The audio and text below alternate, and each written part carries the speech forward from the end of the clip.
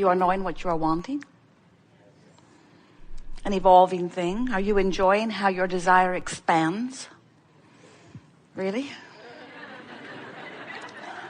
That's a good thing if you are, because that means that you understand that just in the giving birth to a new idea, that the creation not only has begun, but is done.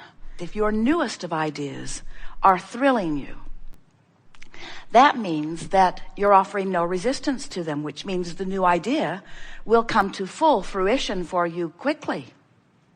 And in time, you'll get so good at that the new fresh idea will come to fruition immediately. In fact, you can get so in tune with your understanding of creation that in the moment that you hatch an idea, the fruition is so eminent that you will really feel the power of your being. The question and answer happening simultaneously.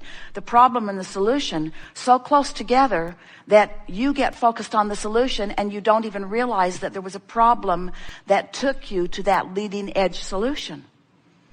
You get so good at understanding the power of your thought that you realize that as problems are coming into focus, so is the solution, but you're so solution-oriented, you're not even aware of the problem that's been coming into focus because you're so in tune with the solution part of the equation. You are vibrational beings and you live in a vibrational universe. And when you accept that, when you understand it, and then when you begin to take positive advantage of that understanding, then every problem, you'll feel the solution pulsing so powerfully that the problem won't take you down into justification or blame or defense. When you begin to be the deliberate creator that you were born to be, you will stand mostly in your place of alignment with who you are, feeling appreciation of every situation that causes you to focus, because you understand that focusing and deliberate creating are the same thing. Deliberate focusing and deliberate creating are the same thing. Focusing without deliberate intent can be called creating by default, because you see, you get what you focus upon. You get what you train yourself to expect. So as you focus on things, wanted or unwanted, you develop vibrational patterns. And the longer you focus, the easier it is to maintain that pattern until you develop what could be called a chronic pattern of focus or a chronic vibrational offering. That's really what a belief is. A belief is just a thought you keep focusing on. So once you develop this pattern of thought, which you could call a belief or an expectation means you've got a very well-established vibrational pattern, which means you've got a very well-established point of attraction, which means you're proving your belief to you over and over again. That's why it's so easy to believe it. It keeps happening. Esther will say, well, it's true. And we lovingly say, duh. Actually, Esther says, duh. But we send her the vibrational inclination to say it.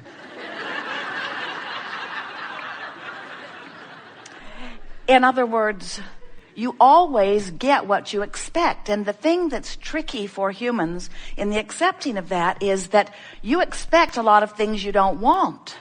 So then when we begin to talk about creation, you say, well, I wouldn't create that because I didn't want it. I would not do that to myself. And we say, we didn't say you did it deliberately or intentionally, but you did do it because everything that is coming to you is coming in response to a vibrational pattern. Now, sometimes you can say accurately, well, I was taught to expect this. And we say, well, that's easy to understand because when you're surrounded by someone or near someone who believes something, then their belief has them attracting it, and as you observe them attracting it, then you're collecting data and you say, see, it's true. So now I believe it. And we say, oh, friends, you got to use a different criteria as your reason to give your attention to something. Just because it's true, just because someone believes it, just because it keeps happening is not a good criteria for you to turn your attention to it, because your attention to it will cause you to create a vibration about it until eventually it will become your point of attraction too. Now, in many regards, that's great. There are all kinds of things that are around you that you want to continue to perpetuate. There are wonderful things in your environment. In fact, most things in your environment you want to participate in. You want to participate in a way. You want to continue to perpetuate them. Now, for those of you who are really focused in your world, who really want to be realists, you want to say, oh, Abraham is really into the realm of fiction, like religion is, or all those fables and parables and stories that can't possibly be real. I went to an Abraham seminar, and this woman stood on the stage, and her husband called his wife Abraham, and she kept making a swirling motion and pointing at the floor and calling it a vortex, and we all looked, but all we could see was the rug. We understand how when you are standing in the middle of your physical world that you're interpreting through your physical senses, that a conversation about a vibrational reality that precedes all reality is not the easiest thing to hear. But you have to know that everything that is manifested was a vibrational reality first. It's vibrational, and the longer it is thought upon, the more it comes into focus, until you have this environment here where there are so many of you holding similar thoughts and expectations about things that you have a rather stable platform from which you're expanding, that you are calling reality. But we want to put emphasis upon the from which you are expanding part rather than the stable reality part, because if you get too focused upon what is, you move very slowly into what really is. We want you to know that this vibrational reality, this vortex where law of attraction is holding all things that you have asked for and the larger part of you, we want you to understand that that is present tense. And we want to say to you in a way that may appeal to your logic that if it were not reality and if it were not present tense, you wouldn't feel the tug of not going. And you wouldn't feel the thrill of going. In other words, the very emotion that you feel must help you to understand that there are two vibrational versions that are having a relationship, and your emotions equal the relationship that those two vibrational versions are having. So when you have a feeling of dissatisfaction, what that means is your life in your physical human form has caused you to ask for something that you are not up to speed with. You're more of a vibrational match to the absence of it than you are the presence of it, but the other side of the wave is brought into focus when the other side of the wave is brought into focus. You get that?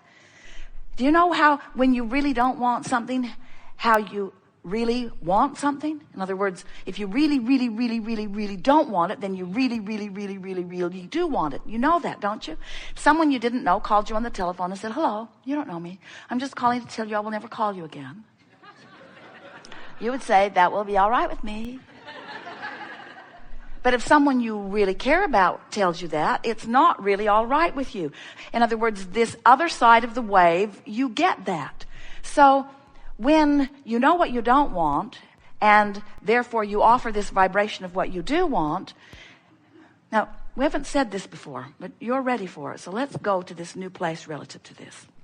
Focus on the idea of this vibrational wave. And start with the idea that as a problem is coming into focus, a solution is coming into focus too. In other words, that makes sense, doesn't it? Knowing what I don't want, knowing what I do want. But the question is, where is the perceiver of this situation in relationship to the problem and the solution? You with us? So we have a problem, and therefore we have a solution. You could also say, we have a solution and therefore we have a problem. In other words, equal sides of the wave. So here's the question. Where is the perceiver in relationship to the problem and the solution? So now consider this. In your situation, at all times, there are two perceivers.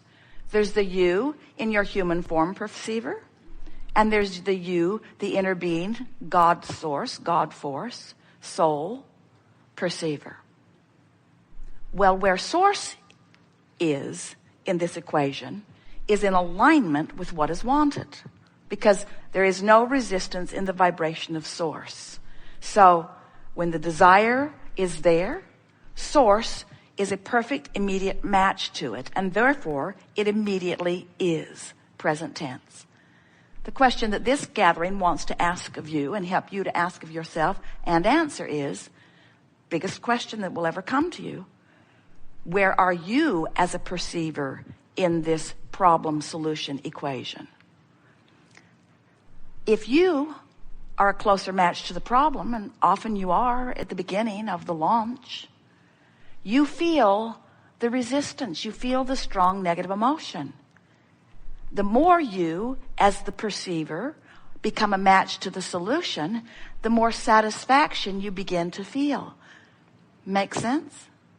The less discord that you feel.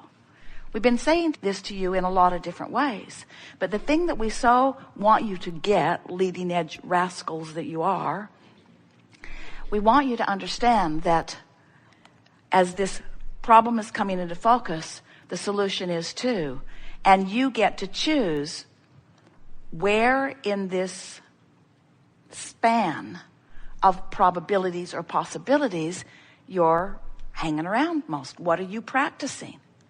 So, as we've been talking about this vortex, we love this analogy because as you are knowing what you don't want and knowing what you do want and setting forth all of this, we've been saying for years that when you ask, it is given, and contrast causes you to ask. That's those rockets going forward. And we've been saying for years that when you ask, that source answers, and that's source becoming an immediate vibrational match because source has no resistance to what you've asked for. And then the third part of the three-step process is you have to become a match. You have to allow yourself to be vibrationally up to speed, which means to be vibrationally absent of resistance, in order to have the full manifestation of what you are wanting. So now, in this leading edge discussion that we were having just now, we're saying to you that when you're up to speed with who you are, you're in the vortex. And when you're in the vortex, the problem does not feel like a problem. And why does the problem not feel like a problem when you're in the vortex, even before the solution has completely manifest? Because when you're in the vortex and therefore up to speed with the solution and therefore up to speed with all that you are and therefore non-resistant to what you want, now you're in the place of allowing the manifestation. Now, humans have this habit, we love you very much, of not wanting to feel the success of something until it manifests. It's like, show me the money, then I'll be glad. Show me my lover, and then I'll be glad. Show me the evidence of good things, and then I'll be happy. So most people stand outside the vortex most of the time and let what's happening in their experience dictate where their vibration is. So you let reality train your vibration. Now we want to say reality is magnificent, the reality that you live, because it is the bouncing off place. It's what's putting all of this expansion over there. But you all are so over excited about perusing and documenting and discussing reality that you hold yourself for inordinate amounts of time in vibrational concert with, from our perspective, what was, instead of with what is. And the emotion that you feel is because you're not up to speed with who you are, with what is, with what is, with what is. When you ask for money, that money is. And when you keep bemoaning the fact that you don't have it in your bank account, you deprive yourself of the vibrational alignment with the money that is, and you don't let it manifest. And it would manifest. It would manifest fast if you'd stop doing that thing you're doing that is keeping you from the discovery of the path to the manifestation of the very thing that you're asking for. That was as clear as we've ever said it. Did you get it?